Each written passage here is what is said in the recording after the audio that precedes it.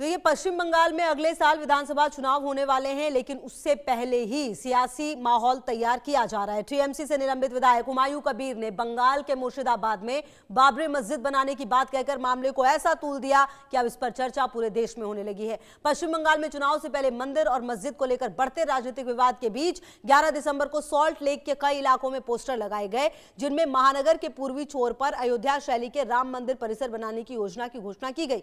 परिसर में विद्यालय, अस्पताल, वृद्धाश्रम और अन्य कल्याणकारी सुविधाएं उपलब्ध कराने का वादा किया गया। स्थानीय बीजेपी नेता और पूर्व स्थानीय इकाई के अध्यक्ष संजय के नाम से यह पोस्टर सिटी सेंटर, करुणामयी और विधान नगर के कई प्रमुख इलाकों में लगाए गए हैं। इसमें घोषणा की गई है कि 4 बीघा जमीन पर अयोध्या संरचना के समान एक राम मंदिर बनाया जाएगा और परियोजना के लिए प्रत्येक निवासी से 1 रुपए का योगदान देने का आह्वान किया गया। हमारे साथ कई मेहमान मौजूद हैं धर्म संसद में। आज हम इसी मुद्दे पर चर्चा करेंगे कि क्या चुनाव के लिए धार्मिक मुद्दे को लाना जरूरी है, क्या विकास के मुद्दों पर चुनाव नहीं होना चाहिए, क्या हमारे देश में धार्मिक मुद्दों के बिना सियासत संभव नहीं है। ये वो तमाम सवाल होंगे जिसका जवाब तलाशने की कोशिश हम करेंगे। मेरे साथ मेरे सभी गेस्ट जो हैं वो जुड़ गए हैं और बातचीत करने की हम शुरुआत करेंगे। मेरे साथ स्वामी चक्रपणी महाराज जी जुड़ गए हैं। इसके अलावा भी आपको बता दें कि कहीं ना कहीं ये जो मुद्दा है लगातार सवालों में इसलिए भी रह रहा है क्योंकि कहा जा रहा है कि आखिरकार ठीक चुनाव से पहले ऐसा क्यों। स्वामी चक्रपणी महाराज जी अध्यक्ष हिंदू महासभा मेरे साथ जुड़ गए, साध्वी विश्वरूपा जी हिंदू धर्मगुरु जुड़ गई हैं, मतिन खान जी मुस्लिम स्कॉलर मेरे साथ जुड़ेंगे, मौलाना शाहबुद्दीन रजवी जी मुस्लिम स्कॉलर भी मेरे साथ जुड़ गए। बहुत बहुत स्वागत है एंड बहुत बहुत शुक्रिया भी आप सभी का समय देने के लिए। सबसे पहले स्वामी चक्रपणी महाराज जी आपके पास ही आते हुए, पश्चिम बंगाल में चुनाव है, उससे ठीक पहले हुमायूं कबीर ने तो जो किया 6 दिसंबर को उन्होंने कहा कि हम एक मस्जिद बनवाएंगे और अब आगे जो है 3 साल का समय उन्होंने लिया है। अब जो बात आगे सामने आ रही है राम मंदिर बनवाने की, क्या अब मंदिर वर्सेस मस्जिद ऐसे चलेगा, मस्जिद वर्सेस, क्योंकि अब उन्होंने मस्जिद की बात कही है तो अब मंदिर की बात होनी ही चाहिए, इसीलिए मंदिर बनाने की बात हो रही है।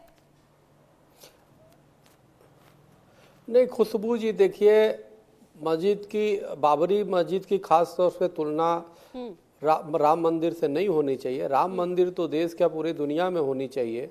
भगवान राम जहाँ पे है वहाँ पे आतंकवाद नहीं है। भगवान राम का अवतरण ही त्रेता में जब हुआ तो उनके माध्यम से कितने असुरों का संहार किया, यानी आतंकवाद के खिलाफ हथियार उठाया स्वयं भगवान श्री राम ने और पूरे जन जन को उद्धार किया। सवाल इस बात का है और एक तरफ बाबर का है। आप गलत समझ गए सर, एक सेकेंड स्वामी जी, आप मेरे सवाल को शायद गलत समझ गए। चलिए ये हटा देते हैं। मैं ये कह रही हूँ कि चुनाव, अगर एक मस्जिद की बात हुई है तो क्या अब मंदिर की बात होनी भी जरूरी है। मेरा सवाल अगर ऐसे सीधा राम जी को नहीं लेकर आते हैं क्योंकि वो अपनी अपनी आस्था का विषय है, अपनी पूजा का विषय है, वो नहीं लेकर आते, लेकिन अगर मस्जिद की बात हुई तो भी मंदिर की बात होगी। पहले ही मंदिर लेके आ जाना था, देर क्यों की फिर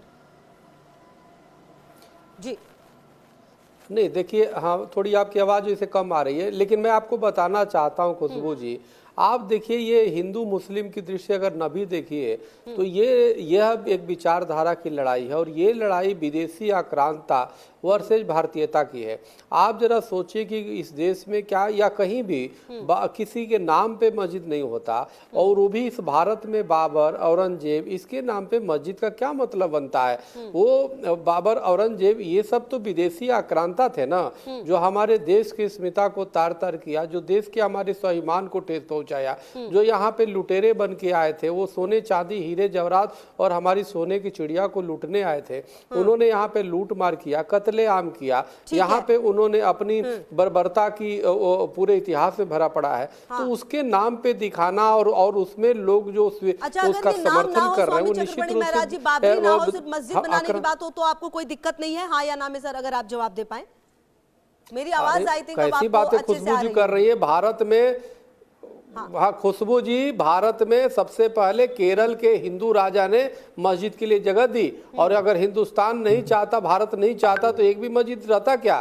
तो हिंदुओं से ही परीक्षा न ली जाए, और ये मस्जिद से किसको आपत्ति हो सकती है। लेकिन आप विदेशी आक्रांता जिसने आपके स्वाभिमान को तार तार किया, उसके नाम पे आप मस्जिद बना के यानी देश को चैलेंज कर रहे हैं। हमारे ही देश में रह के देश को चैलेंज कोई करेगा तो ये बर्दाश्त नहीं होगा। जिसको सफाक हमीद के मादरे वतन से प्यार नहीं, उसको इस भारत में रहने का अधिकार नहीं। ठीक है, मैं आती हूँ आपके पास, आप ही के पास आते हुए शहाबुद्दीन जी, ये जो कुछ भी शुरू हुआ है 6 दिसंबर को, वो लगातार बढ़ता जा रहा है और आपको क्या लग रहा है कि